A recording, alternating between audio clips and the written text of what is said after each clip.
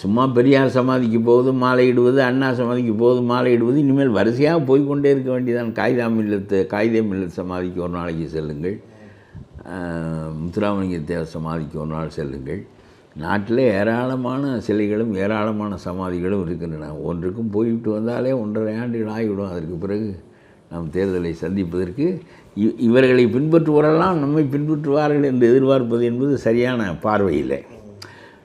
பெரியாரை பின்பற்றுகிறவன் கடுமையான கடவுள் எதிர்ப்பாளன், கடுமையான பார்ப்பன எதிர்ப்பாளன். அதனால்தான் ஆர்எஸ்எஸ்காரன் அதற்குள்ளே சொல்லிவிட்டான், திராவிட சாயலில் இவர் அரசியல் நடத்தப் போகிறார் என்று. இவர் என்ன அரசியல் நடத்தப் போகிறார் என்றே எனக்கு தெரியவில்லை. தமிழர்களை சூறையாடியவர்கள் தமிழர்கள், திராவிட இயக்கத்தினர், தமிழ் இன மேம்பாட்டாளர்கள், இவர்கள் தான் இந்த நாட்டை முற்றிலுமாக கொள்ளையடித்தவர்கள். ஆகவே இவர் நினைத்தார் பார்ப்பனர்களால் கேடு வரப்போகிறது என்று. பார்ப்பனர்களால் கேடு வரவில்லை.